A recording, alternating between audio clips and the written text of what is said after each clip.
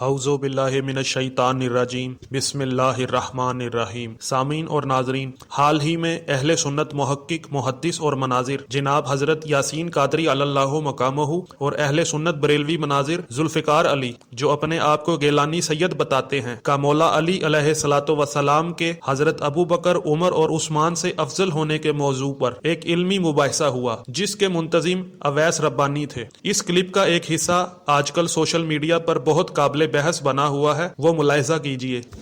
آپ اس بات کی تصدیق کرتے ہیں کہ عثمان بن عفان غزوہ احد میں بھاگ گئے تھے؟ فرار جملہ فرار ہے۔ فرار وہی نا، عربی کا لفظ کو ترجمہ کیا کروں یار عربی کا لفظ میں بھاگ، اچھا فرار عربی کا لفظ کو ترجمہ کیا کروں؟ نہیں آپ فرار ہی کہتے ہیں تو فرار بھاگنا ہی ہوگا نا، بھاگ گئے تھے، تشریف لے گئے تھے۔ ہاں جی تشریف لے گئے، وہاں تشریف لکھا ہی نہیں، وہ تشریف کچھ دشمنوں کی طرف کی تھی، انہوں نے نہیں لکھا، میں قرآن میں بتاؤں گا، تشریف دشمنوں کی طرف کی تھی۔ عبارت پڑھ دیں، عبارت پڑھ دیں۔ وہ پڑھ رہا ہوں، انہوں نے کہا، جب انہوں نے پوچھا نا کہ وہ حضرت میں احتجاج وہ کروں، بھاگ یہ گئے تھے، تشریف دشمنوں کی طرف کی تھی، یہ غلط بات ہے۔ میں قرآن سے پڑھاتا ہوں یار یہ کس کو کہہ رہے ہیں یار، یہ کیسا آدمی ہے یار؟ حضرت عمر فاروق تشریف دشمن نہیں اویس بھائی، اویس بھائی آپ کہتے ہیں کہ آپ سنیے، میں آپ کو ایک بات بتاؤں، میں نے دونوں کے لیے دہرا دیا، جملہ جو عبارت میں وہی استعمال کریں۔ فلا تولوہم الادبار، اپنی تشریف دشمن کی طرف نہ کیا کرو۔ میں قرآن دے رہا ہوں یار یہ بے ادبی ہے یار، ادبار فلا تولو ادبار، تو قرآن پہ فتویٰ فلا تولو یار بھائی، آپ قرآن کا ترجمہ کرتے ہوئے آپ تشویر کو دوبر کسے کہتے ہیں؟ دوبر، واٹ از دی اویس بھائی بات آگے نہیں چلے گی، آگے بات نہیں چلے گی، آگے بڑھیں، آگے دوبر کسے کہتے بارے ہیں؟ میں یہ کیا طریقہ ہے یار، میں جو لکھ میں نے، اچھا جب انہوں نے عبداللہ بن عمر سے پوچھا، آپ عربی بھی پڑھ دیں گے کافی ہے۔ وہ انہوں نے پوچھا کہ آپ وہ کیا وہ بھاگ گئے تھے؟ انہوں نے کہا نام، ہاں وہ بھاگ گئے تھے۔ آگے چل کے انہوں نے کہا کہ بے شک اللہ نے ان کو معاف کر دیا ہے، اللہ نے ان کو، تو میں بھی کہہ رہا ہوں معاف کر دیا، لیکن انہوں نے تصدیق کر دیا کہ وہ واقعی بھاگے تھے۔ اور حضرت ہند بنت حزام ایک انصاریہ خاتون تھی، جب یہ افواہ پھیل گئی کہ احد میں حضور علیہ السلام شہید ہو گئے، سارے چھوڑ کے چلے گئے، وہ بیچاری ادھر سے آئی، وہ میدان کی طرف جا رہی تھی، یار لوگ میدان سے گھروں کی طرف جا رہے تھے، مجھے جملہ کہنے دیجیے، میں سیگا چینج کرنے لگا ہوں، میں یہ کہوں گا عورت آ رہا تھا، مرد جا رہی تھی۔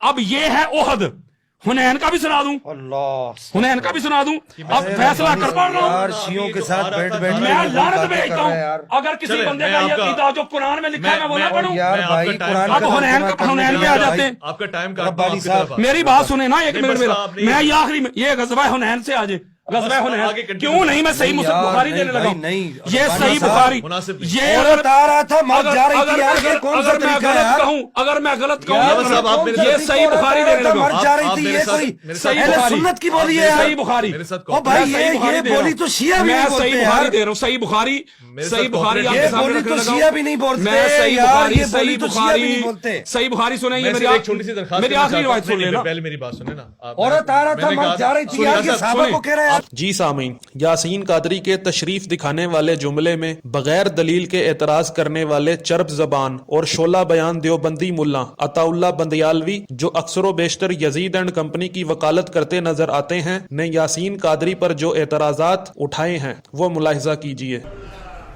تمہیں حیا کرنی چاہیے تھی، حیا، کن کے متعلق یہ جملے بول رہے ہو؟ اپنی تشریف دکھائی، یہ توہین آمیز اور ہتک آمیز جملے اس شخصیت کے بارے میں بول رہے ہو جس سے رب کے فرشتے بھی حیا کیا کرتے تھے۔ جی سامعین اور ناظرین، آپ نے عطا اللہ بندیالوی ناسوی کا بیان ملاحظہ کیا۔ میں آپ کو بتاتا چلوں کہ میں نے اپنے سابقہ بیانات میں دیوبندیوں کے مفتی اعظم پاکستان محمد شفیع عثمانی، جو بانی دارالعلوم دیوبند کراچی تھے، کی مشہور و معروف تفسیر معارف القرآن سے دکھایا تھا کہ صحابہ کا غزوہ احد، غزوہ حنین اور دیگر مواقع پر بھاگنا کہاں کہاں مذکور ہے، اور بریلوی شعلہ بیان مناظر مفتی حنیف قریشی کو بھی ان کے مشہور و معروف مفسر غلام رسول سعیدی کی تفسیر تبیان القرآن سے دکھایا تھا کہ صحابہ کے بھاگنے کا ذکر کن کن آیات کی تفسیر میں کیا ہے۔ سامعین، آج عطا اللہ بندیالوی کو دوبارہ انہی کے مسلک کے مشہور مفسر شبیر احمد عثمانی کی تفسیر عثمانی، جس کا ترجمہ ان کے شیخ الہند محمود الحسن نے کیا ہے، سے صحابہ کا جنگوں سے بھاگنے کا ذکر دکھانے لگا ہوں۔ سامعین، پہلے عطا اللہ بندیالوی کو فرار کے ترجمے یعنی تشریف دکھانے پر جو اعتراض ہے، تو انہی کے دیوبندی مسلک کی تفسیر سے فرار کا ترجمہ بھی دکھائی دیتا ہوں۔ تفسیر عثمانی سورۃ الانفال آیت نمبر 15 کے ذیل میں لکھا ہے کہ فرار من الزحف یعنی جہاد میں سے نکل کر بھاگنا اور لڑائی میں کفار کو پیٹھ دکھانا بہت سخت گناہ اکبر الکبائر میں سے ہے۔ اگر کافر تعداد میں مسلمانوں سے دگنے ہوں اس وقت تک فقہا نے پیٹھ پھیرنے کی اجازت نہیں دی۔ جی سامعین، آپ نے ملاحظہ کیا کہ تفسیر عثمانی میں مفسر شبیر احمد عثمانی دیوبندی نے فرار کا ترجمہ بھاگنا اور کفار کو پیٹھ دکھانا کیا ہے اور اس کو گناہ کبیرہ میں شمار کیا ہے۔ تو سامعین، آپ نے ملاحظہ کیا شبیر عثمانی نے تو فرار کا ترجمہ پیٹھ دکھانا کر دیا، لیکن یاسین قادری نے فرار کا جو ترجمہ ادب کی پوشاک پہنا کر تشریف دکھانا کر دیا تھا اس پر مولویوں کو اعتراض ہے۔ اور سامعین، اسی تفسیر عثمانی سورہ آل عمران آیت نمبر 152 کی تفسیر میں جلد 1 صفحہ 333 میں لکھا ہے کہ بعض لوگ دنیاوی متاع یعنی مال غنیمت کی خوشی میں پھسل پڑے جس کا خمیازہ سب کو بھگتنا پڑا۔ اور پھر لکھا ہے کہ ابن مسعود فرماتے ہیں کہ اس آیت کے نزول سے پہلے میں نے کبھی محسوس نہ کیا تھا کہ ہم میں کوئی آدمی دنیا کا طالب بھی ہے۔ جی سامعین، اب جو لوگ کہتے ہیں کہ صحابہ کرام کو دنیا کی کوئی طلب نہیں تھی تو وہ اب تفسیر عثمانی پر کیا فتویٰ لگاتے ہیں۔ اور پھر اسی تفسیر میں لکھا ہے کہ یعنی یا تو وہ تمہارے سامنے سے بھاگ رہے تھے یعنی کفار تمہارے سامنے سے بھاگ رہے تھے اور اب تم ان کے آگے سے بھاگنے لگے یعنی اب صحابی ان کے آگے سے بھاگنے لگے تو تمہاری غلطی اور کوتاہی سے معاملہ الٹا اور اس میں بھی تمہاری آزمائش تھی تاکہ پکے اور کچے صاف ظاہر ہو جائیں۔ جی سامعین، آپ نے ملاحظہ کیا کہ دیوبندی مفسر شبیر احمد عثمانی نے بعض صحابہ کو دنیا کا طالب یعنی دنیاوی مال و متاع کا خواہش مند لکھا ہے اور